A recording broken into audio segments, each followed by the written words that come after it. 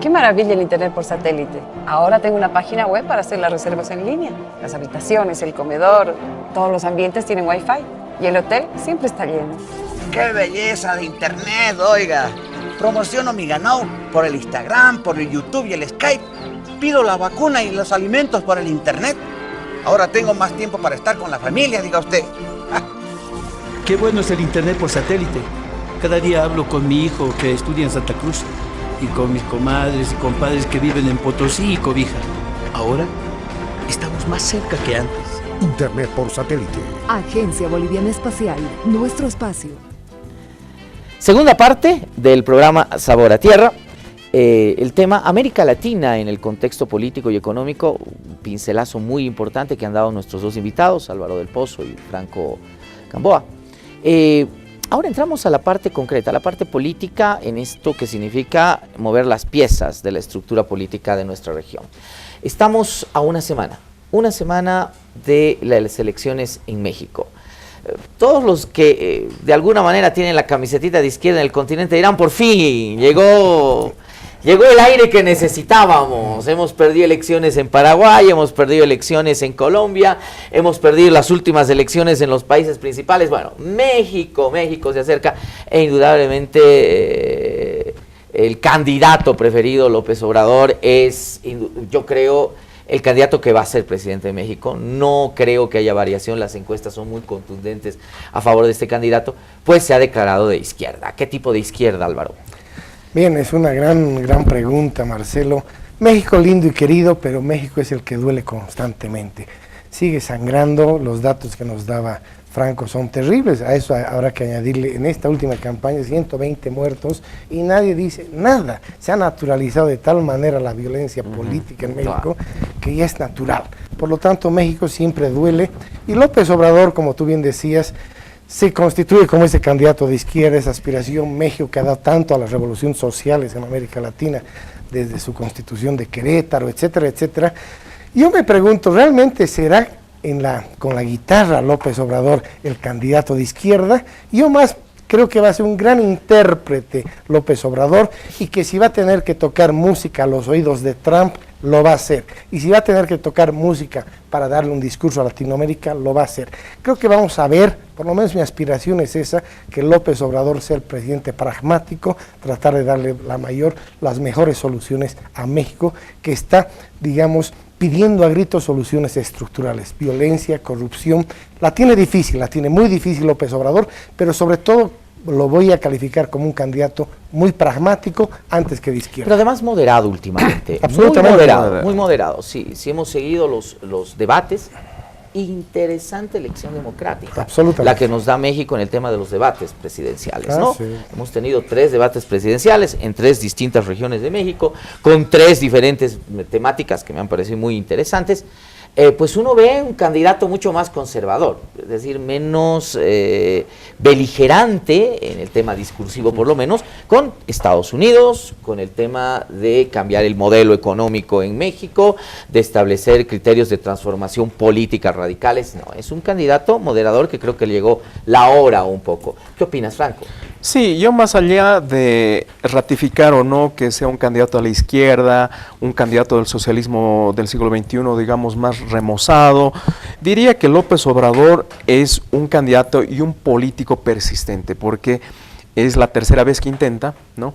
Es un político que ha sabido, digamos, separarse a tiempo de la izquierda comprometida con la violencia política, con los desaparecidos, con el problema del narcotráfico, y es un candidato que justamente por esa capacidad de persistencia ahora tiene un discurso más, digamos, abarcador, ¿no? Sabe muy bien México, sabe muy bien López Obrador que la polarización es lo peor en este momento, pero los retos de López Obrador en términos de reconstruir un Estado son pues increíbles, ¿no? Solamente reformar la policía, solamente limitar las posibilidades de que las Fuerzas Armadas sigan involucradas en temas de narcotráfico va a ser una tarea titánica, ¿no? Liquidar las posibilidades de penetración del narcotráfico en las estructuras mismas del Estado. Del Poder Judicial, claro. Eso ya es suficiente. Y sobre eso López Obrador no ha dicho absolutamente nada. Exactamente, ¿no? Entonces, no sé, de izquierda a derecha, no sabemos. Pero lo que sí tiene que tener claro México es que debe afrontar esa cruda realidad de la penetración de las mafias en el Estado. El PRI está muy lejos de las encuestas. Está con MEAVE en tercera posición. Creo que no llega ni siquiera al 15, 16% de expectativa electoral. Pero si hay algo interesante que hizo el PRI, es precisamente cimentar la estructuración de un modelo estatal burocrático, de una estructura estatal muy fuerte, que yo no creo que ningún candidato que quiera sobrevivir en la presidencia de México se anime a desestructurarla. Así que para nada creo que López Obrador sea el beligerante que venga a hacer cambios estructurales. Dos temas que importan muchísimo a México. Estados Unidos. La campaña mexicana ha estado centrada en Estados Unidos. Por supuesto que lo tiene que hacer. 70% de la economía mexicana depende del comercio que se tiene con Estados Unidos, ¿no? Primer tema. Y el segundo tema, seguridad ciudadana. ¿Cómo se pueden afrontar estos temas en un futuro gobierno de México? Bueno, el segundo, para empezar por la violencia, por la inseguridad ciudadana, como tú bien lo decías, está tan incrustada en el Estado mexicano que es muy difícil también, como decía Franco, que un candidato, por más bueno que sea, pueda ganar esa batalla muy fácilmente. Es pelear contra tu propio Estado, porque el Estado mismo ya tiene esos cimientos. No es que hay otros elementos fuera del Estado, están dentro del Estado y eso hace mucho más difícil. La agenda va a ser marcada por la relación con Estados Unidos. El 70% que tú indicas, hay que añadirle que mentalmente la dependencia de los mexicanos con Estados Unidos es del 90%. Por lo tanto, ellos ven México siempre mirando a Estados Unidos. Por lo tanto, es muy complicado. El presidente Trump, desde la campaña, señaló como el enemigo visible México. Hoy ha diversificado un poco sus ofensas, sus insultos, ha dejado un poco tranquilo a México, pero va a volver. En cuanto López Obrador o quien sea el nuevo presidente, va a volver porque estamos viendo un presidente Trump que sobre todo está con un discurso de consumo doméstico, es decir, para sus propios electores. Si no tienes un enemigo, tienes que inventártelo. Exactamente. Así que el único rédito político que tiene Trump es tener enemigos, a los cuales hay que luchar patrioteramente. Exactamente. Y algo he visto a Obrador en ese discurso, mucho más conciliador con el discurso de Trump. Por lo tanto, creo que Obrador va a hacer todos los esfuerzos posibles para tratar de diseñar una agenda con el presidente Trump, que el Tratado de Libre Comercio no sea tan dañino, toda la modificación que se pretende, todas estas negociaciones lleguen a un puerto que si bien va a afectar a México, que no lo afecte de tanta manera, y tendrá que seguramente López Obrador comprometerse a esa lucha contra la violencia, a esa lucha contra la inmigración, etcétera, etcétera. Creo que van a construir una agenda llevadera. Uno de los elementos ausentes en los debates presidenciales, y me llama la atención muchísimo, es que México no piensa en América Latina. O sea, el tema de América Latina no está precisamente en la agenda política mexicana como un tema prioritario. Y esto ya lo hemos visto en los últimos años, donde México ha perdido ese liderazgo que tenía en relación a los temas políticos, sociales, económicos, incluso con parte de la región. ¿Tú crees que con López Obrador México mirará un poco más al sur y dejará de pensar de manera obsesiva en el norte?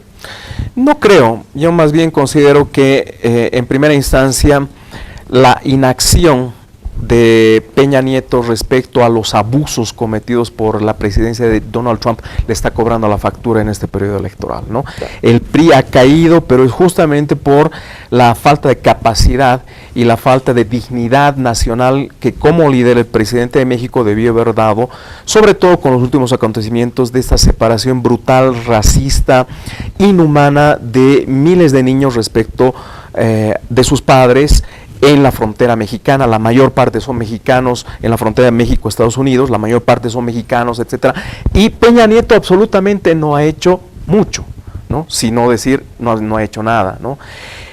Por lo sumiso a lo que Estados Unidos demasiado sumiso, ¿verdad? Y ese es, digamos, esa de alguna forma visualización calculadora de a ver cómo reinsertamos el tema, no reinsertamos el tema de la apertura con los inmigrantes, cómo nos relacionamos con Estados Unidos respecto a la promesa de Trump de construir el muro y que nosotros lo paguemos, ha hecho que se hunda el PRI Y López Obrador tiene que recoger justamente esas esquirlas, esos restos del deterioro de las relaciones México-Estados Unidos. Pero esa sumisión Estados Unidos no pareciera ser precisamente resuelta con una mirada hacia el Así sur. es, y así ese es es. el gran problema. Y por lo tanto, México, lo primero que tiene que resolver es justamente la reconstrucción de las relaciones con Estados Unidos y no con América Latina. Es por eso que la fragmentación de las perspectivas de integración latinoamericana se alimentan de estos problemas que son mucho más profundos, ¿no? América Latina se ha rezagado económicamente, América Latina se está desinstitucionalizando, América Latina no está pudiendo competir con los grandes bloques de la globalización mundial, y América Latina tiene que enfrentar que cada uno de estos estados, México, Brasil, Chile, etcétera, sí, Argentina, tiene que resolver sus problemas con los grandes jugadores, y en este caso los grandes jugadores de Norteamérica, Estados Unidos, el gran Canadá, problema para México es Estados Unidos, y paremos de contar. Así lo cual, haciendo una inferencia a lo que dice Franco, es de que a México le interesará muy poco Venezuela, le interesará muy poco Cuba. Tengo mis dudas, creo que es un momento histórico para México. Hay que resolver la agenda con Estados Unidos, es prioritario, ni duda cabe, pero si le presenta una oportunidad histórica a México, yo creo que López Obrador puede ser el político que empiece a mirar. No va a cambiar la agenda prioritaria, pero puede incorporar nuevos elementos. No olvidemos que Latinoamérica está ausente de liderazgos. Brasil está a la deriva, de alguna manera, políticamente hablando. Temer saldrá, quién ganará, quién llegará. Macri está en muchas dificultades, el presidente de Colombia va a ser nuevo, Maduro. Es decir, está Maduro, claro, ahí, por lo tanto hay un escenario ahí muy propicio para México para decir, acá estoy, empecemos a vernos otra vez las caras en el barrio. Creería que fuera por lo menos yo lo pensaría, que puede ser una oportunidad. Ojalá, pero insisto, en el tema de los debates presidenciales, tres que se han llevado en México, el tema de América Latina prácticamente estaba ausente. Sí. No se ha tocado como una prioridad o como un tema de agenda en el tema de México. Bueno, alguien que ya tiene un gobierno, y un gobierno que, entre comillas, bajo esta dicotomía que puede ser a veces falsa y engañosa, se pinta como de derecha, es Duque. Estamos hablando de Colombia. Dos temas principales para Colombia, por supuesto. Primero, el proceso de paz, que creo que es central para la política y la convivencia social que tiene Colombia, resolviendo un problema de décadas y décadas y décadas. Y el segundo tema, la relación con los vecinos. Aquí sí se hace importante una relación muy, yo diría, con Venezuela. ¿Cuál es tu punto de vista en relación a estos dos temas con Duque? Mi percepción es que Colombia es otro ejemplo de lamentable desinstitucionalización. Es el único país de América Latina que ha tenido que aguantar una guerra civil durante tanto tiempo, que parecía visualizando una salida, los acuerdos de paz con las FARC.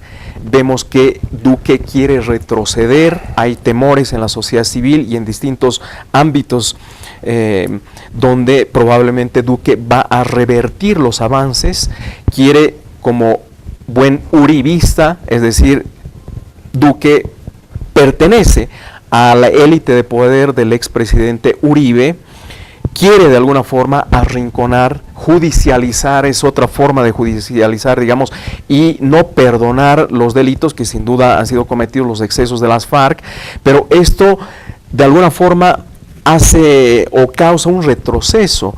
Entonces Colombia la tiene también muy difícil, porque enormes sectores de la población que están esperando un proceso de pacificación no están esperando que las FARC regresen a la jungla, regresen a la selva y causen las barbaridades que ya se ha dado con la desaparición y el asesinato de 3 periodistas ecuatorianos. Como tú bien indicabas, la relación con los vecinos sigue siendo delicada. Colombia con Ecuador, Colombia con Venezuela, sigue siendo delicada el problema de cómo reducir la influencia del narcotráfico en las estructuras políticas.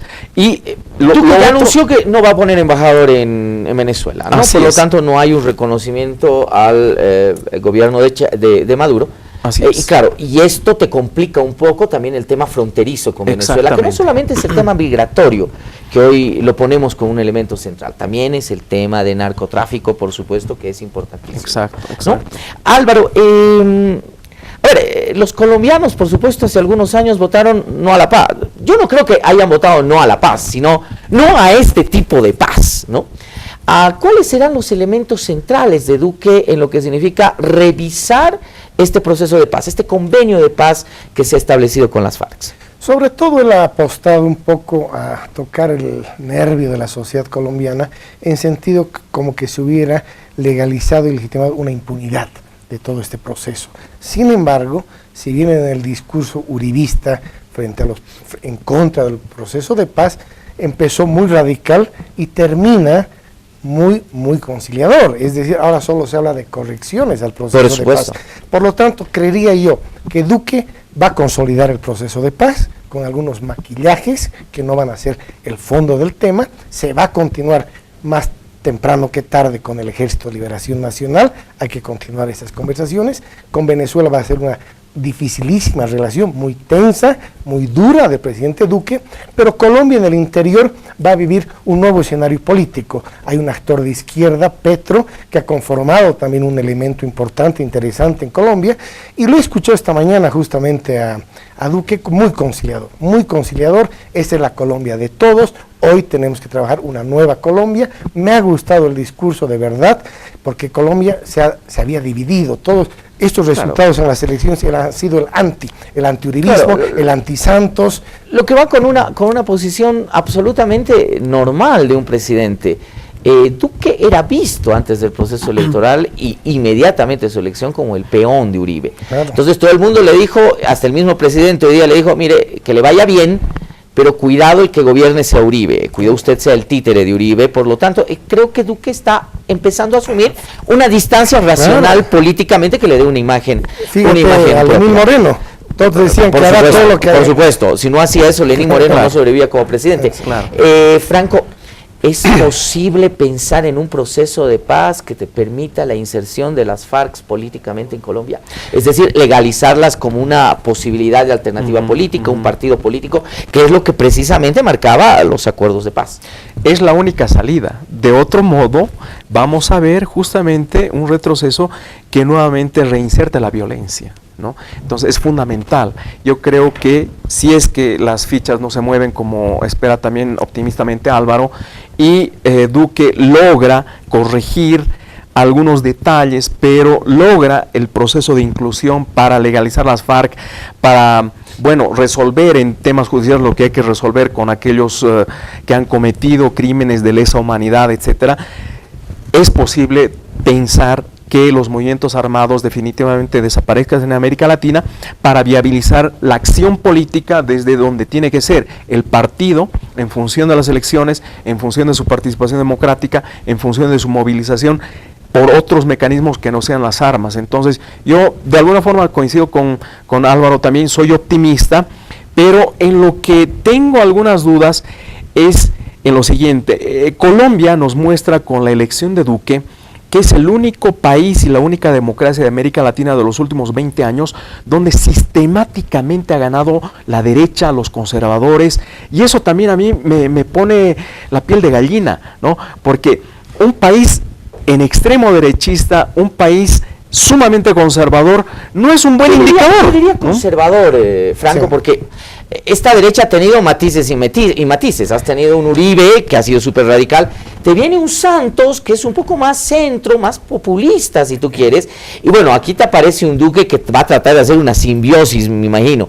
O sea, no has tenido una derecha radical, has tenido, yo diría, una lógica conservadora, pero no una derecha radical como la de Uribe. Pero es, digamos, un conservadurismo de derecha único en toda América Latina, porque hemos tenido altas y bajas en Bolivia, en Venezuela, en Ecuador, en Centroamérica, altas y bajas, etcétera. Es decir, el péndulo del neoliberalismo de derecha y de centro derecha a la izquierda, ¿no? Pero es impresionante, en Colombia sistemáticamente la cultura política está vinculada al liberalismo de derecha y conservador. Entonces eso creo que tampoco ha dado buenos resultados en términos de democratización, de institucionalización. Simplemente un aporte ahí, pero se dice que justamente Colombia ha vivido este sistema conservador absoluto por la presencia de estas fuerzas irregulares, Ejército de Liberación Nacional, las FARC, que han atemorizado una sociedad de la presencia de la izquierda. Exactamente, una especie de contrapeso y equilibrio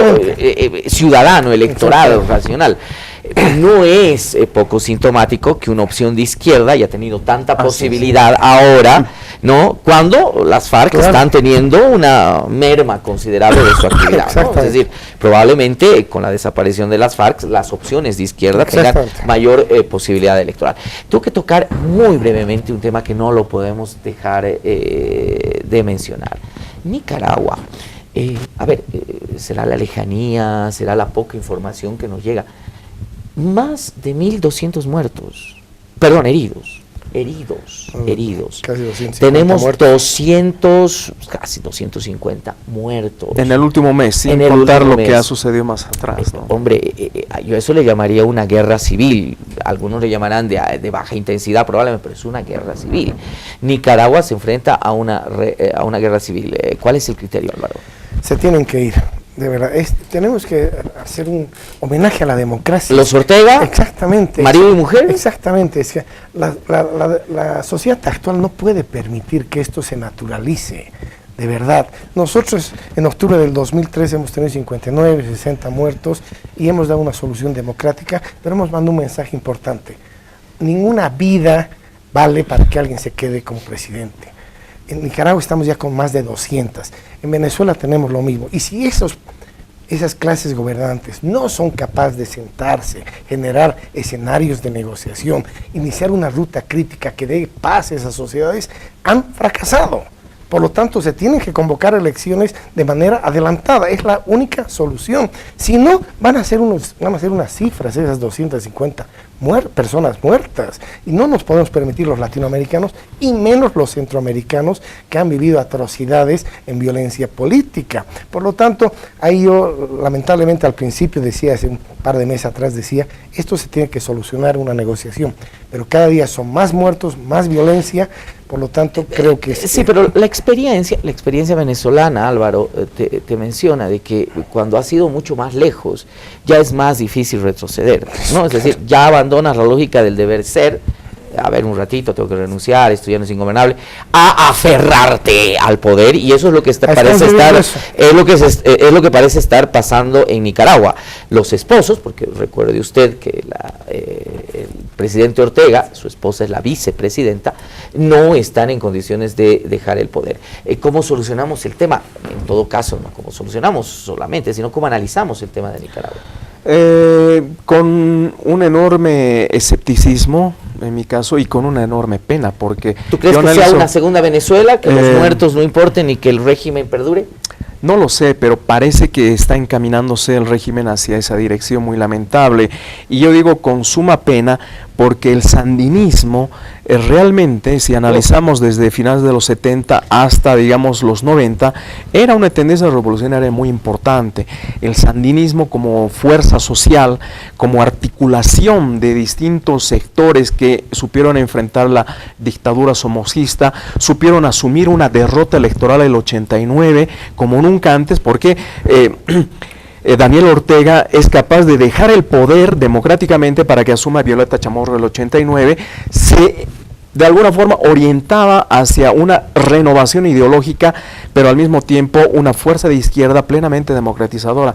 Y hoy la descomposición realmente yo no me explico, es lamentable, es terrible la violencia con la que de manera similar el sandinismo está actuando como si fuera la fuerza somocista de los años 70. A mí lo que me preocupa básicamente, colegas, es eso, ¿no? Es decir, resiste, sigamos el ejemplo venezolano. En Venezuela hubieron tanta cantidad de muertos, al final Maduro no se cayó, volvió a ganar. Y queda la tradición revolucionaria del sandinismo, ¿no? Por supuesto, ese es un elemento que indudablemente marca una ruptura de tu propio discurso, pero bueno, estamos acostumbrados desgraciadamente en América Latina también a diferir bastante del discurso a la práctica política. Quiero agradecerles además de manera muy especial, porque en esta aventura que vamos a tener un mes han sido los primeros invitados, y por supuesto el aporte ha sido valiosísimo. Ha estado con nosotros Franco Gamboa, politólogo, experto en temas internacionales. Franco, muchísimas gracias. Muchas gracias, Marcelo. Y Álvaro del Pozo, un amigo de la casa y además un habitué de Sabor a Tierra. Álvaro, muchísimas gracias. Marcelo, el agradecido soy yo, y esta vez con Franco también compartir, y te felicito. Así que te voy a estar haciendo seguimiento, viendo los programas. No solamente seguimiento, tienes que estar con nosotros con muchísima frecuencia. Me convoques, así será. A usted la tolerancia, muchísimas gracias, por supuesto, y siga con la programación de Palenque TV.